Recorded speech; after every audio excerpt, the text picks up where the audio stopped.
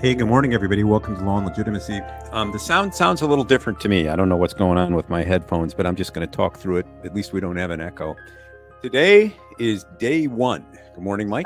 You sound beautiful right now. Well, I sound beautiful. Oh, thank you, Adonis. Today is day one of the Donald Trump trial relating to the hush money payments for Stormy Daniels. But before the trial even begins. Speaking of money, shall we, in the spirit of tax day, just behold this post from one Mark Cuban? Tomorrow I will wire transfer to the IRS $288 million.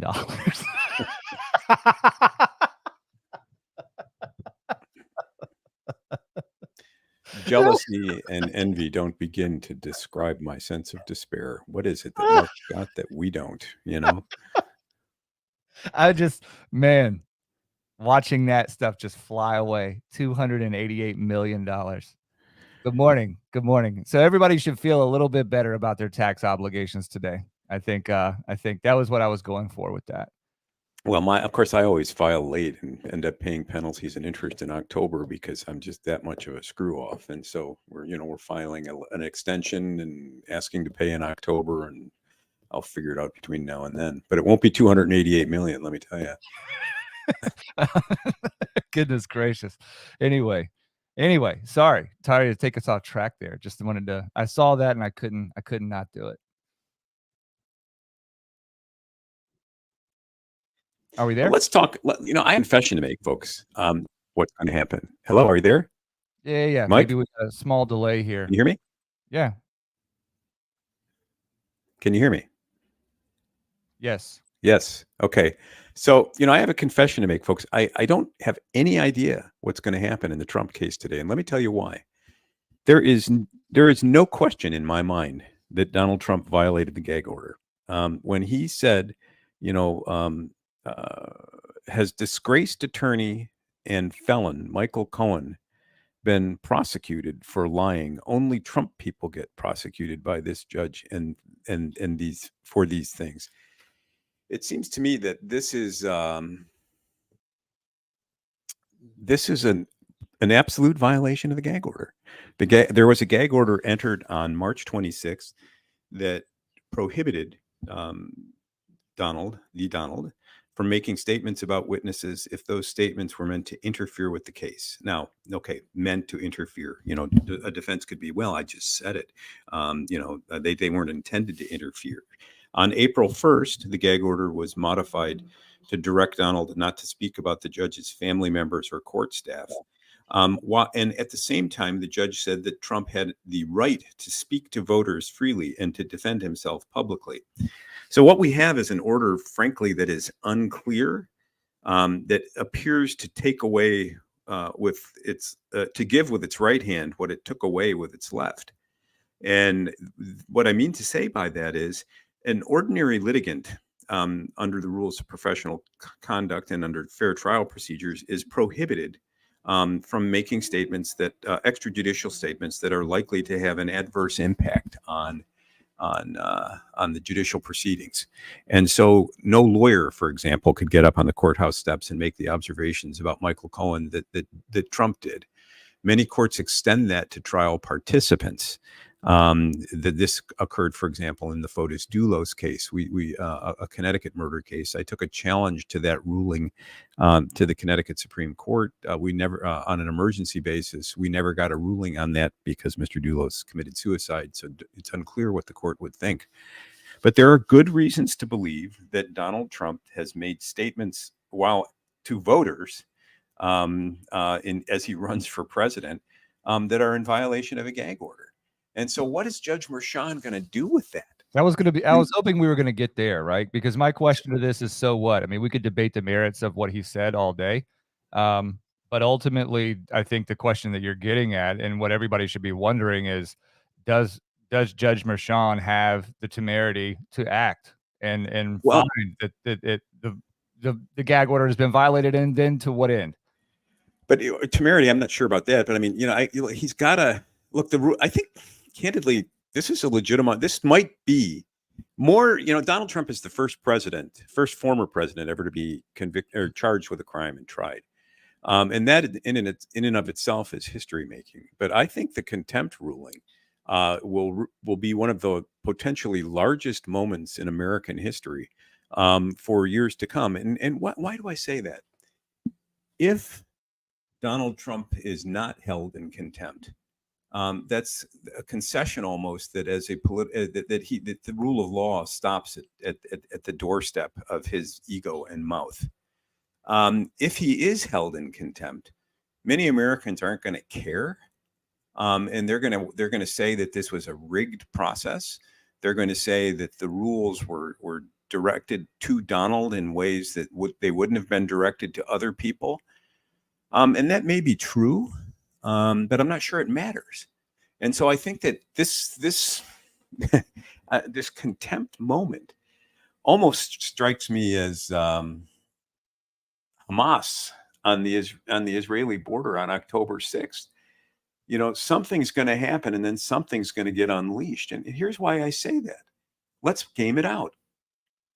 Vershawn does nothing, or he enters some intermediate ruling. I apologize, Norm. I want to back up, and this is me trying to catch up with where you are. So please excuse that. But this same court, Judge Merchan, has denied Trump's attempts to delay the trial, and Trump's team has appealed that decision, and those appeals have been denied as well. So are we in a situation where Trump is perhaps looking for a way to delay the start of trial through other means? And I don't mean to be conspiratorial about that, but in terms of the procedural posture, it seems like it is most certainly in his interest to delay the start of any of these trials as long as possible in advance of the election in November. Is that a worthwhile frame for this, Norm? It actually is, because, Merchan has basically, a contempt finding against Donald may not be sustainable on appeal because the order is not clear and unambiguous. He's not to speak with the intent to disrupt the trial process, but he can speak to voters. And so his defense will be, I wasn't speaking to disrupt the trials process, I was speaking to voters, and therefore it's not contemptuous. If the state of New York responds by saying, but this political speech has the likelihood of impacting the jury process, the fairness of the proceedings, because he's commenting on the honesty of another witness, Merchan's going to have to agree with the state that it does. And so perhaps, Mike, you've hit on the only elegant way out of this, which is to delay the trial. And that may be the way to get out of the pressure cooker here, because there is no necessity that the case be tried now. To the degree that people say it must be, let's get it on. But then we've got this Rubicon to cross. You either say that a presidential candidate was in contempt for speaking to the public in a ruling that is likely to be reversed on appeal.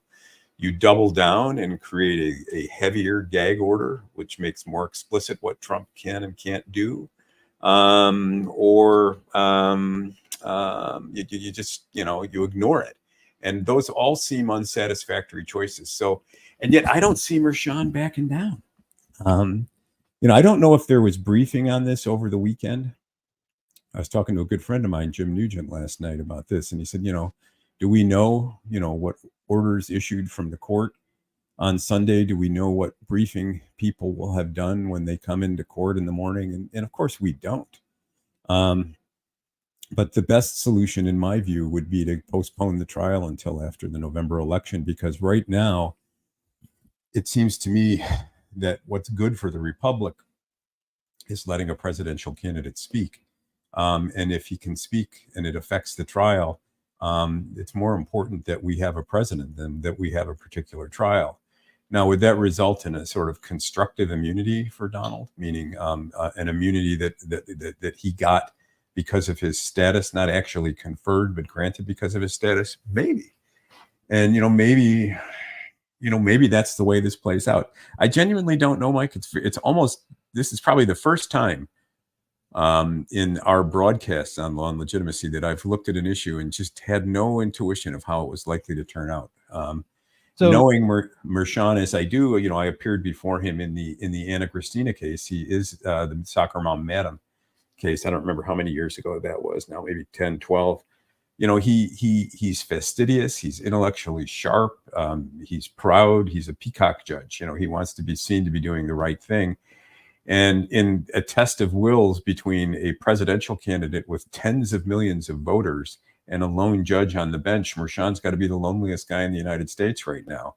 And he might just double down and say, this is what justice required, Donald, and you have to deal with it. But if he does, this is where the canary in the mine shaft metaphor becomes at least powerful. Because KJab on YouTube asks, what's the consequence for breaking the gag? And I think maybe we should start there for a brief moment, because I have thoughts of my own as well. So, an order of the court, if it's violated, the court has the freedom to impose sanctions. It can be, a monetary sanction. I don't know what limits New York law imposes in that case. And whatever monetary sanction, assuming there's a limit, it's going to be meaningless to Donald Trump. I mean, his legal fees last year were $22 million. So, make it $1 million. And he's, and I don't think the court can do that. There would be an excessive fine within the meaning of the Eighth Amendment. It can also, incarcerate a person. But again, this takes me to the canary in the mine shaft position. It says, Donald, you're going to go into jail, from 5 o'clock until, when we close the proceedings, and we'll bring you here tomorrow morning for trial. I don't see that happening. But if it did, the country would go crazy, because, Donald Trump is not just a guy fighting over a parking ticket. He's a guy who is appealing to tens of millions of Americans to make America great again. He will be the Republican nominee for president. If a judge locks up a nominee for president, I don't think his supporters are going to say, "Oh, Trump bad." I think they're going to go nuts. And I think we're going to have reactions similar to J6 and worse. I really do. Yeah. So my thought here is that if Judge Mershon is as fastidious as you say, and I think self-aware is also a key attribute that we would assume, it's possible that this gag is merely illusory. And I say that because there may be no situation in which Mershon is willing to hold Donald Trump in contempt of violating the gag order, precisely for the reasons that you just set forth, that the perception that justice is blind, right, and that there is an even hand at the wheel. It may be that the best strategy for Judge Mershon and the court in this case is to let Trump do what Trump is going to do rhetorically and in the media, and simply let those comments go as far as he wants them to go until they've reached some sort of inflection point that no one could stand behind, because that is ultimately what Judge Mershon would be inviting Trump to do. The question, I think, is whether he is willing to play that game of chicken, because I think that if he's not, if this is a game for him of when he chooses to lose. Because again, I think there's a lot of credibility to your point, Norm, about the fact that if there is some sort of ridiculous monetary fine, or at worst some sort of attempt to incarcerate Trump pending the trial, right, for a violation of the gag order, that doesn't facilitate peace among the masses in advance of the November election. It just strikes me that this case, I think that we should unpack this case a little more and remind some of our viewers. And Jackson, thank you for bringing this up. Felonies for arranging hush money payments. What he's charged with is falsification of business records, right? And under New York state law, those are misdemeanors. But Alvin Bragg, District Attorney Alvin Bragg, has found aggravating circumstances and has increased that to a felonious character in this case. So the falsification of business records is related to an alleged hush money payment that one Michael Cohen made to Stormy Daniels. and subject to a non-disclosure agreement, right? A confidentiality agreement. And, and so these are all the allegations that were made, right? Trump making remarks about Cohen is, in particular, it serves two purposes in my mind. One, it is to delegitimize this case even further in the public mind, but it also is a legitimate theory of his defense, right? That if Michael Cohen has shown himself in an independent nature and an independent character, that he is lying, that and we have a very recent example, Norm, right? We talked about AI in the law and his filing of a brief that was put together by artificial intelligence engine, right? That cited cases that don't exist for something as simple as getting his probation, his unsupervised probation, canceled, taken away, right? So I think that there's a lot of oomph behind what Trump is saying. It doesn't make his decision making look very good, right? In terms of having an attorney that he has to turn around and make these sorts of characterizations about. But to me, Norm, I think that the biggest issue with this is that you've said that this might be one of the seminal moments in American legal history that we're looking at, but the actual underlying merits of the case are just so insignificant in my mind, you know? Well, I agree, and that is a disconnect, and I don't know quite what to do with that. I just don't see Bragg backing down. The elegant thing would be to just withdraw the proceedings and move on, but that's not going to happen. So he's got a right to bring the action. I think Mershon has I'm not sure about this. I believe that Mershon has previously denied a motion to dismiss. And so, if there is evidence sufficient to get it in front of a jury and Bragg's got the right to bring it to a jury, well, off we go. And, I just don't, another way, it could be that this forces an issue that we tried to raise in the Doulos case. And that is that the court, rules against prejudicial pretrial publicity arise from the rules of professional conduct and are applicable to to whom those rules apply, aka lawyers. And so it may be that extending that rule that is applicable to lawyers to the general public by means of the court's inherent supervisory authority is what needs to be raised on appeal. And thinking it through out loud here for maybe the first or second time, that's probably what happens here. Is this case, because it is so unusual, will stand for the proposition that perhaps there should be limits on the court's inherent supervisory authority. And it's often said, that hard cases make bad law, and you get an extraordinary case and you want to say that the law applies equally to everyone. And so we've got this outlier of a case with a presidential candidate in apparent violation of a court order inviting the court to act in its inherent supervisory authority. Maybe the courts will say, look, the courts don't have that inherent supervisory authority. The state will complain at that point that it doesn't have that its right to a fair trial is abridged. However, let's be mindful of this, and we raised this in the Doulos case. The Constitution does not guarantee the state a fair trial.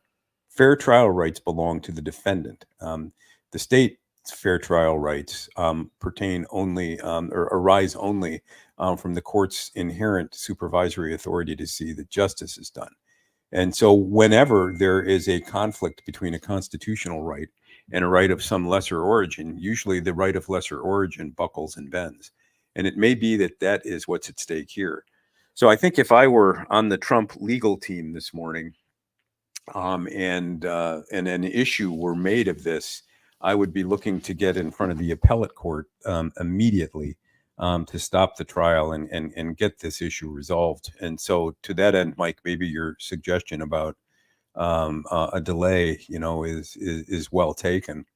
I want to remind everybody that today, Joe Neerman of Good Logic, LAWGIC LLC, will be filing a petition in the New York Appellate Court, a so-called Article 78 petition, seeking to vacate the gag order against Donald Trump on behalf of himself and others who are media representatives, that is, people who want to report on the case. And this is another instance where the Constitution should, and in my view, would, if I were a justice, trump the inherent no pun intended, trump the inherent supervisory authority of the court. Because, under the First Amendment, the public has a right of access to the courts. The New York Constitution, or excuse me, New York practice is not to permit publicized trials. So, we're going to have to rely on reporters. Why they don't, that's a separate issue. Related to that is Donald's ability to speak to his own case, and whether this gag order doubly deprives the public of access to what's going on in the courtroom, and in the highly toxic and unusual circumstance of a presidential candidate. So I think the sigh you hear in my voice, folks, is the sound of recognizing a fundamental constitutional issue being framed, and the speculation that Mike and I are engaged in pertains to the likely routes that this can go to. What likely routes that this can travel, how this will be decided. Of course, it may be that nobody files a motion at all, and Mershon does nothing, in which case, la-di-da. The trial will go on, and it'll become a feces fest, which is another way of saying, what. But this is a family broadcast. At least I hope it is. You should have your 8-year-olds listening. So stay tuned. Festivities will begin, I presume, within a half an hour or so, and we'll try to report on it tomorrow. We won't try. We will report on it tomorrow. If you want contemporaneous reporting, go to Good Logic, LAWGIC, LLC. I don't know if we have a link for that, Mike. Yeah, so I've got on the screen here, at the following pro is Joe's X handle, and then you can find him on YouTube at Good Logic, LAWGIC. And this is a post from, I believe, Friday, Norm, his update on the ungag Trump motion. So he's having trouble with the clerk of court there. And he was clear in his stream that he doesn't think there's any sort of ulterior motive, that he would be totally surprised if this was, somebody doing something intentionally to delay him actually filing this petition. But he does say that when he went to the clerk of court, that he found out at the last second that he has to actually serve Letitia James before the motion can be heard, and that she is entitled to 24 hours notice. So he's saying that no temporary restraining order would issue at least until tomorrow, Tuesday. That's assuming that he can get everything done, or has gotten everything done as of Friday and today. We have a joke in our office. Come the revolution, the first people to be killed are the court clerks. It's a joke, folks. Okay, it's a joke. It's not serious. It's not a wish. But court clerks and their persnickety insistence that every jot be dotted and every tittle be crossed are the despair of busy practitioners. I mean, you can spend hours perfecting a brilliant argument only to submit the wrong form with it and have the court refuse to accept it.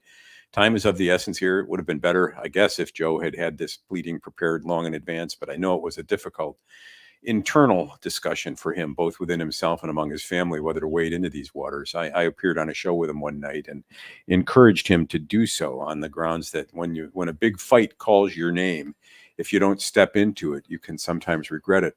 However, if you do step into it, you will sometimes regret it. And so life, as Theodore Roosevelt once said, is strife. And we are all marked by it and sometimes undone. So we're behind your efforts, Joe. Let us know how we can help. Again, how do people find his live stream, Mike? His live stream he does it on X, so at the following pro. He also does it on YouTube at Good Logic. And I believe he has a locals page as well. So you can find his stuff anywhere you're finding ours, on YouTube and on X and on Rumble as well, I think. On the topic of things that freak people out, I don't know what your reaction was to Iran's assault on Israel over the weekend. I have loved ones who were crying with fear. These are Jewish friends and family, and the events in the Middle East have been so wrought for so long, and Iran for the first time choosing to bombard Israel with 300 drones and missiles. It's obviously a measured response to Israel's decision to take out an embassy, I believe, in Syria, killing 2 top Iranian generals. Israel's air defense system proved equal to the task and was able to eliminate most of the missiles or projectiles without damage to people on the ground. But it was scary. And, Netanyahu and his war cabinet need to think long and hard about whether a further response is necessary. They reached into foreign territory to eliminate intelligence officials for an adversary who bears ill will for them. They succeeded. It may be that a 300 missile attack is the price you pay for that, and that you need to learn to tolerate a certain amount of frustration and manage diplomatic relations and expectations in a more satisfactory way going forward. Otherwise, murderous rage will follow upon murderous rage. And this isn't the Middle East of 1948, 1950, 1960, 1970, 1980. It used to be Middle East wars were short and brief, and usually Israel clocked the Arab world in a heartbeat. We're into the 7th month, I think, of the conflict versus Hamas, and it may or may not end soon. But I think picking a war or picking a larger fight with Iran would be a huge mistake. I think that the United States, has to be careful in its support of Israel. I support Israel to the death, frankly, but I'm not prepared to pick World War III or to set off a set of dominoes that collapse into a broader and perhaps regional and world conflict, at least not over this issue, not now. So my heart goes out to my Jewish friends and family members, and I wish you peace. The rise of anti-Semitism in the world is troubling. The bleeding wound that is the Middle East conflict sometimes bleeds out and it spreads into international politics. And my hope is that wise and prudent statesmen and advisors can manage this conflict and, if not solve the underlying problem, at least prevent the underlying problem from resulting in some sort of Götterdämmerung that would consume the world. Yeah, it does. My thought about that is that the failure of our leadership right now is on full display.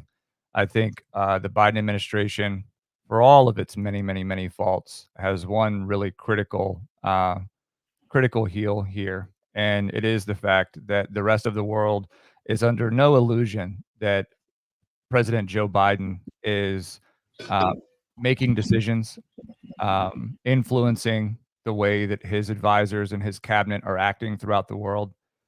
It is a total recess right now on a world stage. And the reason I put up this story about the American Navy beginning construction on new naval warships to combat the burgeoning Chinese threat is because I do think that when Tucker Carlson talks about the imminence of World War III behind the start of the war in Ukraine, I think he's correct. And I think that what's going on in the Middle East is that, Israel has become fully isolated. In a post-Trump administration, Israel has become fully isolated from partners that it previously was working well with. And China and its influence is on the rise. I don't know what comes in the next generation, but it occurs to me that that Trump, again, as imperfect a man as he is, had a track record for unprecedented peace in the Middle East and the broader world during his presidency, and I'd like to see that return. Don McNeil to note Erickson's last stage of development is integrity versus despair. I don't know in society. Maury suggests that's the book from which it comes. I don't have time to read it, but thanks for the tip, guys. And I think sometimes integrity hurts. I was looking at I'm almost done now, folks. I've had some issues that have kept me from reading as much as I usually do with American history, Thomas Kidd's book. And, in reading it and reading about the ubiquity that is the ever-present nature of bloodshed and conflict in human history, I'm aware that conflicting ideals and conflicting imperatives lead states and societies and nations to go to war against one another. And those wars always result in death. That's what warfare is. And so our quest for perpetual peace based in reason and reason alone has never been availing. As David Hume once said, reason is and always has been the slave of the passions. And we're passionate people connected to our ways of lives and loved ones by bonds that cannot be easily broken. And when they are, they sometimes break with violence. So let us hope that events in the Middle East can yield a sense of peaceful integrity, even as some of us despair and believe that more violence is almost inevitable. Well, and Cheerful Monday, huh? Mari says this. So I think that, when I talk about Trump now, it's not Trump from 2016. I talk about Trump with a cabinet that includes one Vivek Ramaswamy, and to some larger degree may include some of the more the younger, more aggressive and sharper edged politicians of this era. And I fully expect that if Trump is elected, that his cabinet will include those that have made promises and commitments and have outlined strategies for disentangling this pretty dense web of bloat and managerial muck that has allowed for our taxes to be vacuumed up and deployed abroad for these sorts of hot wars in other places. So no, I don't think it buys us 4 more years of what we had under Trump. I think it buys us the 4 years that were needed in order to actually do the job he promised to do in his first term. Well, on that happy note, we'll be back tomorrow when we can talk about other issues, including, I suspect, tomorrow's argument in the United States Supreme Court on whether 18 United States Code Section 1512, obstruction of an official proceeding, pertains at all to the January 6th prosecutions. I was among 3 lawyers who filed certiorari petitions asking the court to hear that issue. The court granted a petition in another case where a law professor well known to the court signed on to do the argument. Sure, both my feelings were hurt, but I will acknowledge I'm no law professor. I'm merely a struggling practitioner calling the balls and strikes as I see them on a daily basis here on Law and Legitimacy and in my practice here in New Haven. So stay tuned tomorrow. We'll report on events in the Trump case. We didn't make any predictions because it's hard to predict. I mean, we're in unprecedented. I'll make a prediction real quick before we get off. I think Judge Merchan does nothing. I think Judge Merchan allows Trump to continue to escalate his rhetoric, and then he takes a wait and see approach. I think Trump does not get what he wants in terms of coercing Merchan to make a decision, and the trial will begin as scheduled.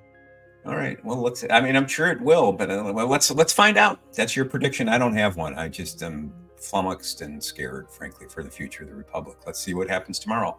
We'll be back, folks. AMF Go.